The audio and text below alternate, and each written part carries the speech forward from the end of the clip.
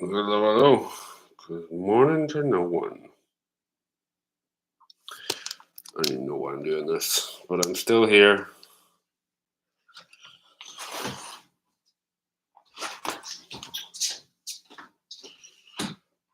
Morning weigh-in. Food. Cool.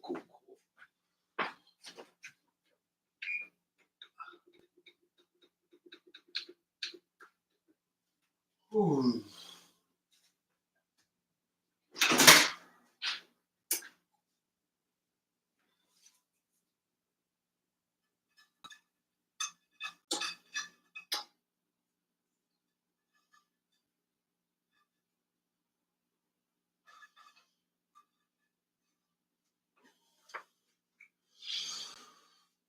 Oh boy. I'm moving slow today.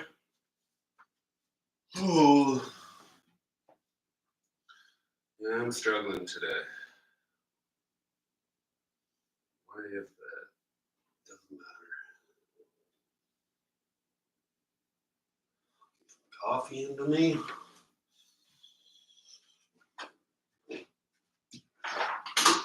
Get this delicious breakfast into me.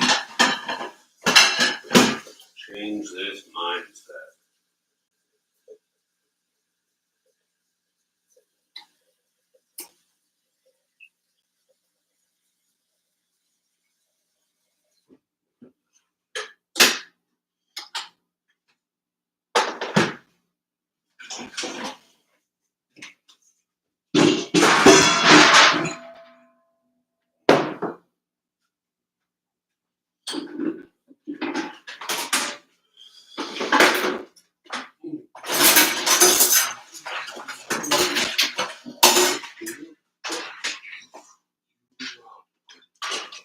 Where's the giant?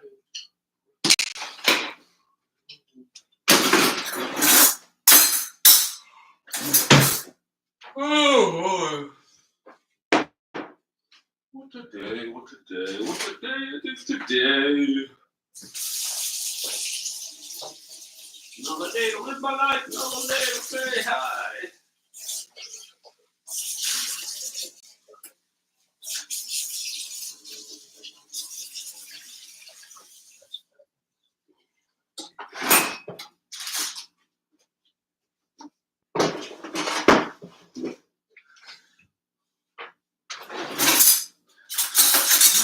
Oh, how's the shady of coffee?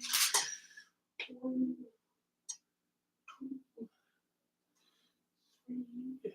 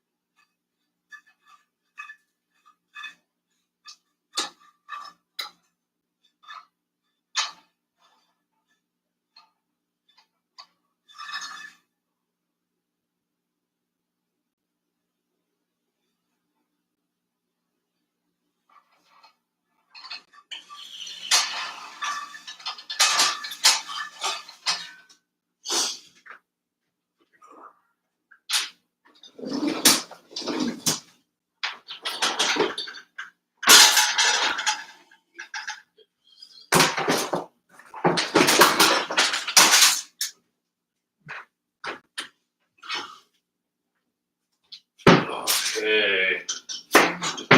Same breakfast every morning with variations, but always sweet potatoes.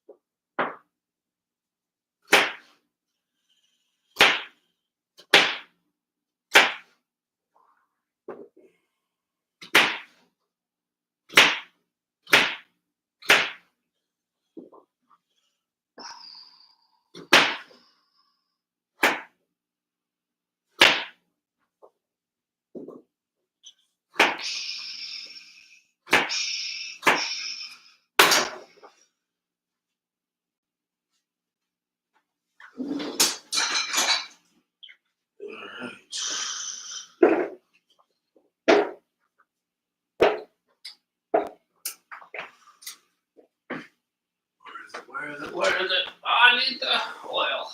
There we are. Oil going there. Smoked paprika.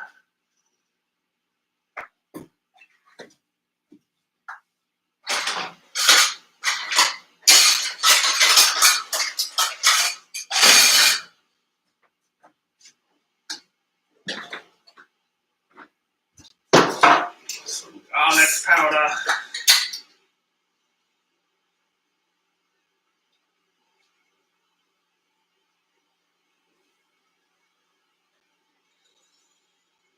Garlic powder is always hard.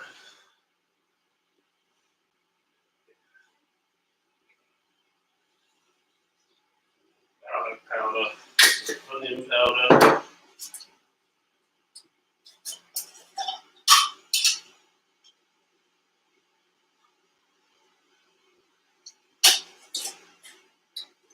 Thyme. Sweet thyme.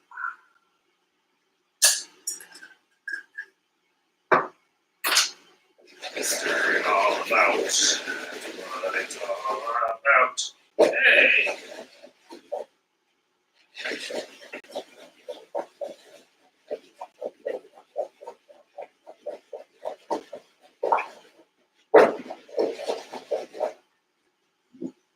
Well, coat it. We're good, son.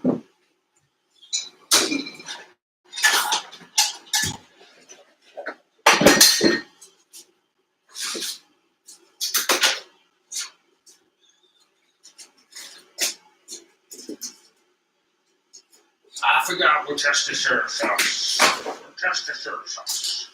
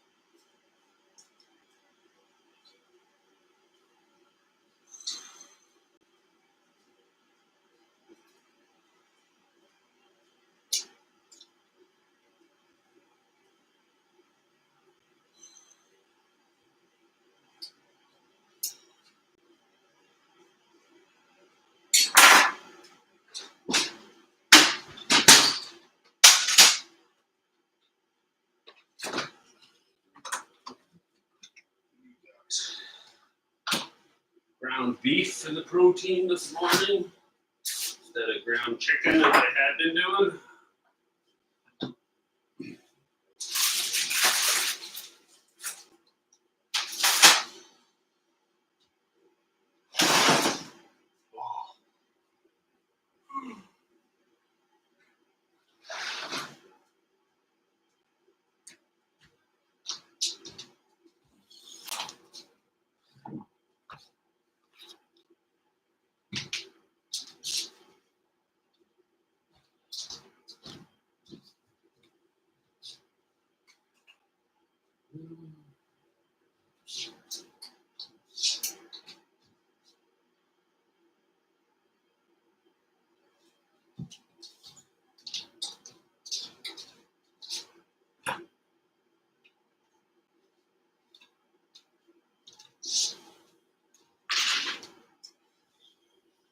I'm going to put on a book this morning that just came out today, actually.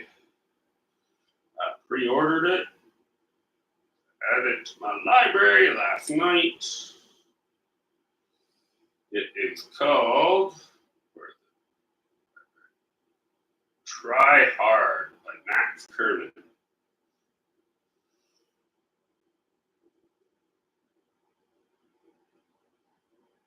This is one.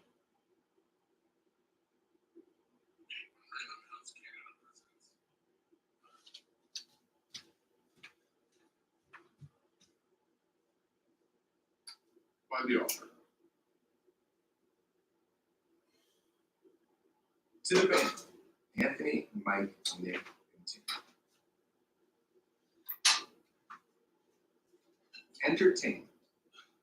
I'm not doing this for you, dude. I'm doing this for me. This is the thing that artists and creatives rarely say is aloud. While we all feel like family mentions of community, connection, metaphysical ideas around healing and the resiliency of the human spirit, what creators rarely acknowledge is this.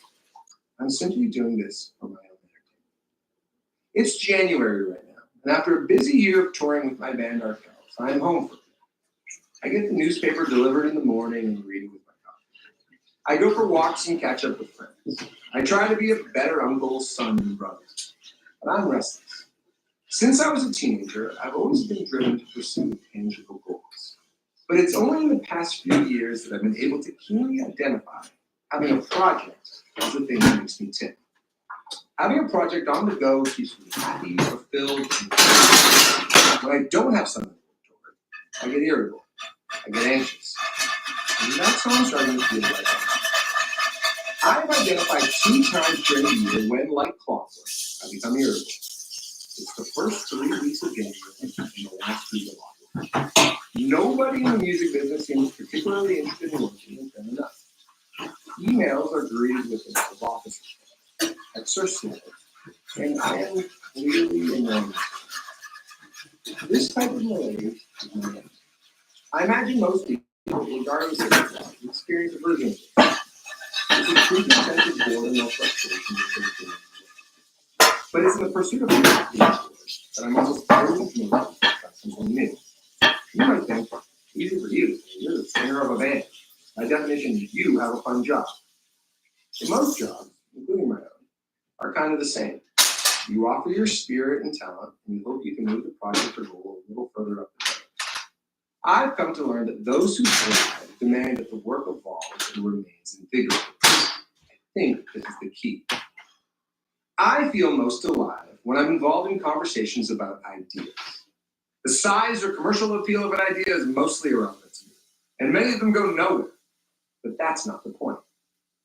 The point is the exercise itself. There's an electricity about a new idea that runs through me. Understanding how rewarding this feeling is, I end up seeking it out. It's a gift to have something to aspire to. But aspirations are rarely sure up and above. I've got to find them. All day long, I'm poking around in every conversation for something to light me up. Beyond my unquestionable need for a project, the idea for this book came from a simple place. Whenever I explain the nuts and bolts of my job to people I meet, they find it more interesting than I expect. Maybe a book could act as an extension of those conversations. Some people might even find it useful.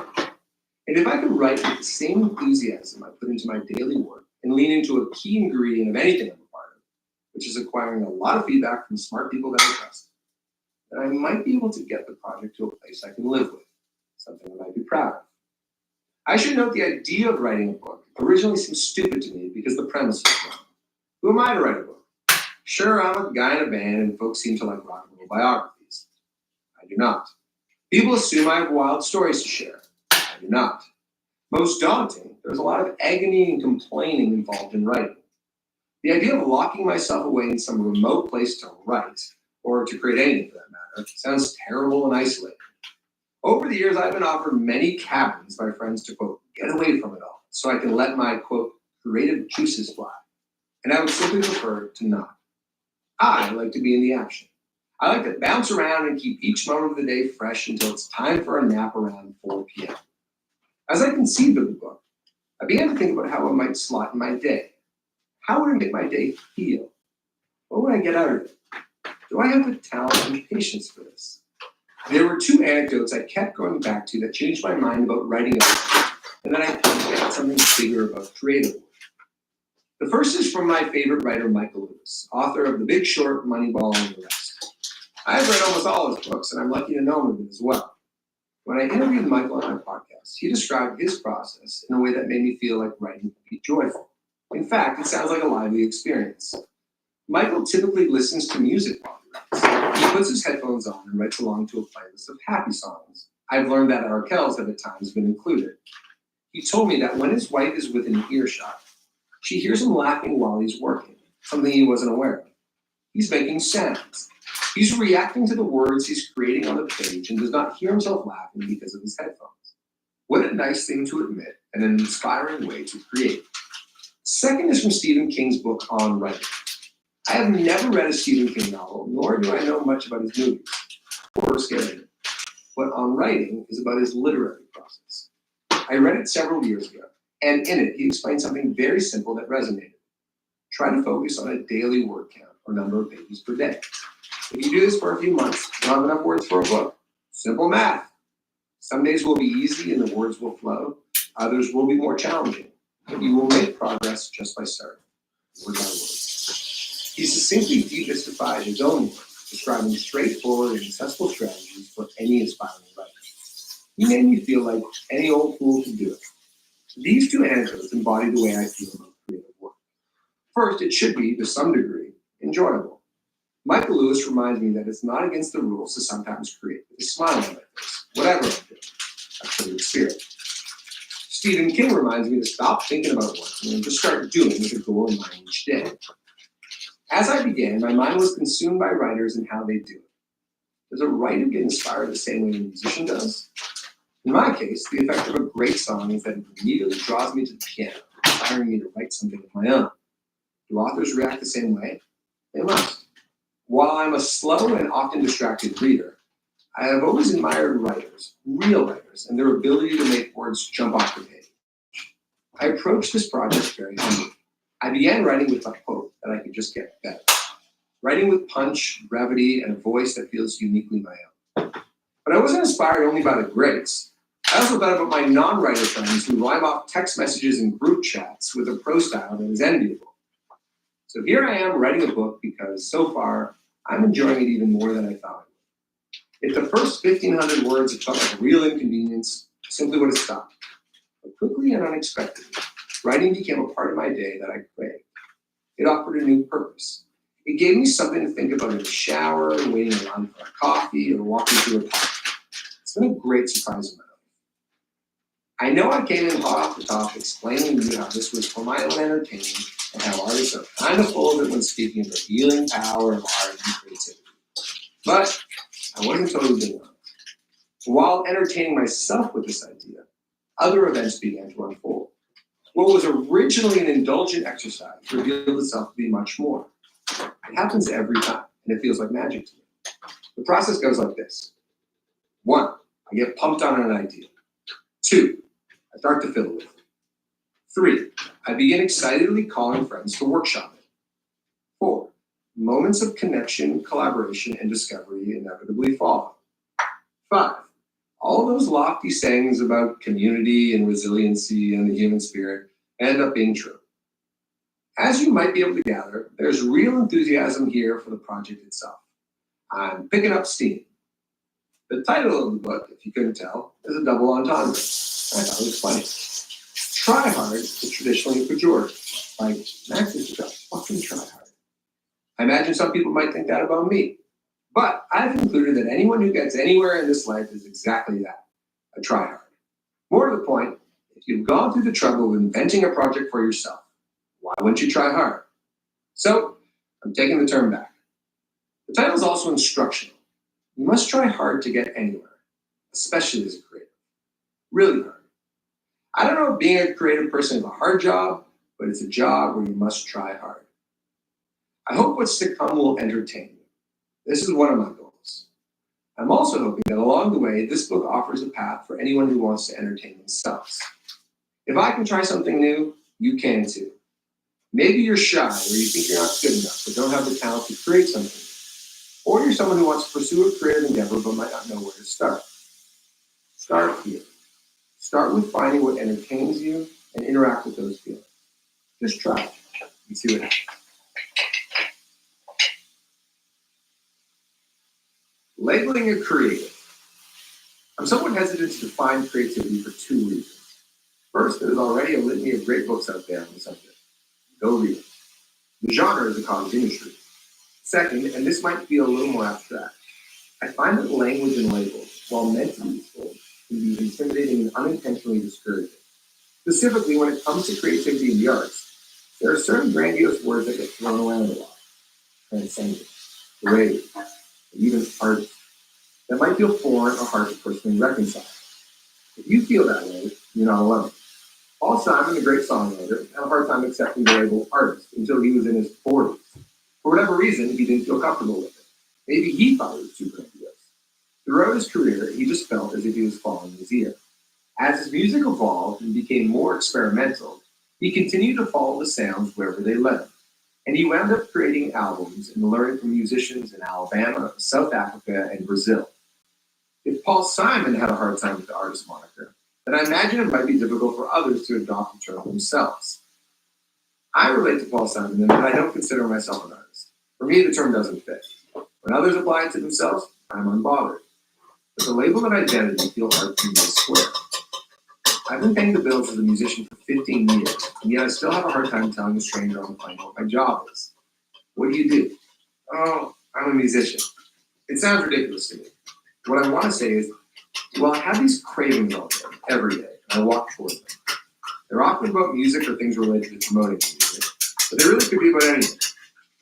I'm suspicious of tying anything too closely to our identity, the composed list of things that make us who we are. In the beginning, when he was part of Duo Simon and Garfunkel, critics considered Paul Simon a folk artist in the vein of Bob Dylan. But somehow, despite their chart-topping acoustic songs, he never thought of himself that way. If he considered himself strictly a folk singer, then we never would have heard the genre-defying album Graceland. He never allowed himself to be boxed in by his identity. He followed his curiosity. There are pitfalls that come with labels, and Paul seems to know that intuitively. I prefer to talk about creativity in terms of action. When I think about any creative pursuit, I think of it as a very simple two-part equation. It's the recognition of something inside me that moves me, and then the decision to move toward it. First, I feel preoccupied by an idea or an emotion that gives me butterflies. That's how I know I'm entertained. And then I decide to do something about it. In the simplest terms, it's not so different than craving a treat at 3 in the afternoon. Your brain goes, I can use something sweet. And you get off your couch and you walk down the street to your favorite bakery to get a cookie. Or the decision to go for a walk when your body says, I can use some fresh air. These analogies are useful to me because, like food and fresh air, I have different creative cravings throughout the day. I change the direction I'm moving in depending on my mood. When things aren't striking the right chord, I need to switch it up. Sometimes I move toward a piano. Sometimes I move toward my laptop to type something out. Sometimes I call a bandmate to ask a question. Sometimes I edit a video for social media. The first part of the creative equation, ideas and feelings, are things we all come by without even really trying. The second part, the act of moving toward those ideas and feelings, is harder for many and is a part of the equation that people sometimes don't do much about. A new pursuit can be jarring and intimidating. Again, to me, that feels like a privilege because there's so much fun to be had. I know impressive people with wildly successful careers who look at my work with wonder, as if I'm speaking another language. How do you write a song? I can't imagine writing a song. I've heard this question not only from successful entrepreneurs, but also from best-selling novels. Huh? To me, those jobs seem much harder than what I do. What an artist does is something anyone can do. It's a set of skills that you care to build upon. That's it. The only difference between a songwriter and someone who hasn't written a song is that the artist has done the second part. They walk toward the idea. Working with what you've got. At the top of Kensington Market, the beloved eclectic neighborhood in downtown Toronto, sits Major Street. That's where I grew up. It's sort of in the middle of everything. My parents moved to the street in 1980 and still live there to this day. My house was 500 meters from my public school, which was right next to a legendary after-hours nightclub. It's 600 meters from Chinatown, about 900 from Little Italy, and another 500 to Little Portugal. On a bike, you can get to the Skydome in 10 minutes. It's a lively part of town. I'm biased, but I think it's the best street in the world. It's all right there. To this day, I crave the rhythm and the action of a big city. Lately, I've been thinking about my folks as they ease into retirement, and I'm able to examine their lives with some newfound perspective. They've offered little gifts by virtue of their spirits that have guided me to where I am now. I imagine they don't even know it, but when I look closely, I can see there are disparate, completely ordinary aspects of my life that I've learned are key ingredients in how I see the world. My dad was born and raised in a vaguely Jewish family on the Upper West Side of New York City. He's a trained social worker with a wide range of interests. He loves sports, follows politics, listens to podcasts, and exhibits many other typical dad behaviors. One day, he surprised us with a new hobby. He'd fallen in love with contra dancing, which he told us is a form of Scottish folk dancing. The man doesn't have a Scottish bone in his body. He had no prior dancing experience, but he loves it for the community, the exercise, and the music. What I see is that even later in life, he's not afraid to try stuff. He's not afraid to be taken by a new idea. I admire his openness and appreciate how it's rubbed off on me. Back in the late 1990s, he came across something called Conversation Cafe that had been invented by some people in Seattle, and for fun, thought he should be the person to bring the concept to Toronto. The premise was that anyone with a mind for civic engagement would meet at a public cafe for 90 minutes, and a leader would guide the group through a conversation with the goal of helping to make sense of the world. That's literally on the website. What a sweet idea. My dad's attempt to bring it to town was short-lived, as there wasn't enough interest, but he didn't feel particularly bothered that it didn't catch on. If you were to ask him today, he'd still believe it was an interesting idea worth pursuing. I must have picked up on that instinct too. Not take things too personally and to move along to the next idea when it's time. My mom is from Toronto and grew up in a suburban middle-class family. She eventually became a public high school teacher, a job she loved. At first glance, she's a cautious, rule-following person, but there are animated parts of her personality that continue to surprise me. She strikes up relationships with all kinds of people all over the neighborhood. When we go for coffee, her favorite baristas appear over the moon when she arrives to order her cortado. I'm the recognizable guy in the band, but she's the one getting all the attention. She never expected me to be a doctor, but I always had the sense that she hoped I'd find a path that offered some purpose. When I was in grade 9, I was surprised to find that I'd been selected to be a member of a United Way youth leadership group with other high school students from across the city. At the time, I found it curious, as my grades were average, and I didn't feel like a likely candidate for this high-achieving group. I couldn't tell you what we did or what was discussed, but I remember the kindness and enthusiasm of the older students who led the group. I felt special to be in their company, and the experience opened my eyes to students who shared community-minded goals. Years later, my mom mentioned that she had quietly signed me up for the group. I never knew. I wasn't picked because I was special. They just needed more kids involved, and my mom thought it was a good thing. Recently on a walk, my mom proudly said, "You and your sister have such a genuine and lively relationship with life itself." Of all the ways a parent could offer a compliment, this felt most meaningful. It had nothing specifically to do with our careers or accomplishments. It was just about how we go about interacting with the world. Lazy. When I was 15, I had a hunch that I might not be lazy. So far in high school, I'd been able to skate through school with okay grades without applying much effort. I played sports, but if they stressed me out, I was happy to walk away. I don't know if anyone would have called me ambitious or serious. I was a very normal, directionless teen. But one day, I ended up stumbling across something that surprised me. Sitting underneath the living room cabinet was my dad's dusty acoustic guitar case, and I opened it up and decided to painstakingly learn a few chords. I started with 8 days a week. Learning that I might be able to play a Beatles song meant so much to me, and it felt unlike anything else. I could barely believe it. All of a sudden, there was a new feeling running parallel to my objectively lazy behavior. Without much intention, my life became a cycle that revolved around music and songwriting. I went from quitting piano lessons 4 years earlier and neglecting the slightly out-of-tune upright piano in my family's living room to playing almost every day. I'd never been good at piano, but I started again with a new approach. I learned some simple chords to serve the Beatles songs I was practicing, which in turn inspired my own songs. Turns out, all I needed was a few chords to get started. I was either at home practicing guitar and piano, or I was jamming with other neighborhood kids who were also learning to play. And when I didn't have an instrument in my hand, I was thinking about my own songs. The early songs I wrote were varied in tone and form. The first one I wrote on the guitar was inspired by my first girlfriend. It featured a simple progression that my dad showed me, the only 3 chords he knew, where I hardly had to move my fingers from the D chord. It was a sentimental acoustic ballad poetically named Coolest Girl Ever. Then there was a piano rocker about my geography teacher, an eccentric man named Mr. Kewen, famous for smoking indoors and warring with the administration, aptly named Crazy Old Kewen. I later played it for the entire school at an assembly, and he loved it, appearing on stage with a box on his head mid-song. These were all ideas that excited me, and I knew the next step was to figure out how to record them. One weekend, I went to Steve's Music Store on Queen Street West in downtown Toronto and rented a digital recorder for 3 days. This was before user-friendly programs like GarageBand became commonplace, and the complicated machine intimidated me. The recording gear seemed quite intricate, and I'd never been good at following steps in an IKEA build-it-yourself kind of way. To this day, if there's a task in front of me that feels too complex, I get frustrated immediately. It becomes a game of how do I get out of this assignment? But that weekend, something felt different. I became obsessed with figuring out how to use the device so I could record my songs. The equipment I'd rented was mobile but clunky, and I brought it over to my neighbors where we played music in the basement. Alex and Eli Kelleher were brothers who lived across the street, and their mom, Leslie, who was far more adoring and patient with her kids than my own mother was, allowed us to make a racket and jam. With Eli on the drums and Alex on electric guitar, the brothers backed me up so we could demo my songs. They'd indulge me before heading upstairs for dinner, leaving me to listen back to what we'd just done.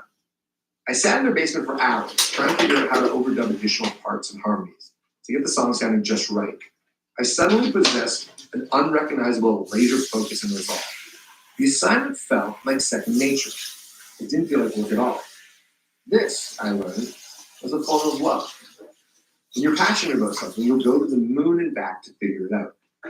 Beyond figuring out the device, I was learning to delineate between the parts of the music making that I enjoyed, the songwriting, and the part I disliked, the recording. Songwriting offered a new path for me. It was cathartic. It gave me something to think about at any hour of the day. It was a form of self-expression that helped me make sense of my feelings. It could give me an excuse to perform for a crowd. And most significantly, it offered an assignment I was actually interested in completing. However, the recording process wasn't pretty. That device was a landmine of confusion. Most recording software is still too elaborate for me. Despite the laser focus I had on my first attempt, I soon learned that I would much rather delegate the task to a professional. I am envious of musicians who can find joy in writing and producing and engineering all at once, and I wish I could be more like that. As it stands right now, I spend most of my life trying to avoid the more technical parts of being a musician. But as a teen, I was beaming from my accomplishment. I had been rewarded with the satisfaction of putting my feelings and ideas into songs and sharing them with others. There was a mix of idealism and curiosity and vanity in my formative songwriting pursuits. First, it was a tool for romance. Not many other kids were writing songs as gifts for their crushes, a competitive advantage. But I also desperately wanted to hear my own voice back and to admire what I had created from a distance. When I finally did hear my voice on my recordings, I was not happy. It wasn't how I heard it in my head. It was nasal and high-pitched. It sounded nothing like any of my favorite singers. My imagined voice was something that could lead to stardom, but my actual voice made me shudder. But this issue, a shit voice, didn't discourage me. It made me want to compensate for it with what I felt I could control. The compositions would have to be stronger. The lyrics would need to be more striking. My performance on stage would need to be more compelling. All things I still believe today. I figured if I could keep doing all those things, there was a chance my voice would gradually change. Maybe through puberty, that teenage nasally thing would grow into something more appealing. By the time I had returned the recorder, songwriting was the only thing on my mind. That winter, I encountered my first job in a long string of them that I was completely ambivalent about. I worked at Trinity Bellwoods Park as a rink guard at the public skating rink. This remains a funny job to me because I still can't really skate. I can glide forward, but I can't stop or go backwards. Thankfully, ice time did not matter as I was distracted by my newfound hobby. I remember being huddled inside the change room office, stressing myself out to no end about how to finish my next song. I had just completed one called Tragic Flaw, which 5 years later ended up on Arkel's first album, Jackson Square, and was so pleased with the result that I was worried at the age of 16 that I might have peaked. Besides opening the rink in the morning, I barely went outside. I hunkered down in the tiny shack next to the skating rink, flipped through the occasional Maxim magazine left behind by the other rink guards, and obsessed over the details of my writing. I remember my uncertainty as I worked through a chord progression that I worried felt too predictable. There was the agony of working on lyrics that felt honest and heartfelt, but also some version of cool. But as it turned out, these were problems I was determined to engage with. As I worked and waited for my next song to feel complete amid my stress, I didn't realize that I was already living a life that revolved around the project itself. Stress, I learned, meant that I cared. And caring about something was a feeling I began to revere. If you ask any of my former bosses if I was a good employee, the answers would be the same. Nice kid, but lacks any real elbow grease. Good I morning, worked at countless Kevin. jobs, an ice cream parlor, a coffee shop, a restaurant, Right. and it was all the same. Here. I was always a few minutes late, laissez-faire about the rules, impatient, bad at cleaning up. Good The morning. customers usually liked me, but I was not technically good at my job. You good? If you asked me to make a latte or a cappuccino or a flat white, I'd make them all the same way.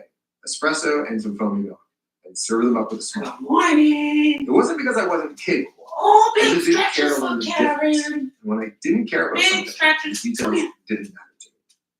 When you get lost headlong in a new creative passion, Yeah. no one tells you about the amount of learning, second guessing, and general stress that might follow. But I've learned that these are feelings you shouldn't fear. There are inner struggles that you experience as a songwriter that will always exist. But if you're consumed by an idea, the path is simple. You toil away at it until it feels right. The inkling that I might not be lazy was a revelation. Even to this day, I have a hard time completing anything that I'm not interested in. I get sleepy. Ask me to do a chore around the house, and I need a nap.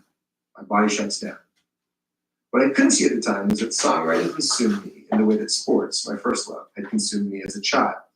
For the first time in a while, I felt as if I really cared about what I was doing. It showed me that I wasn't unwilling to work. I just hadn't found the thing that moved me to action.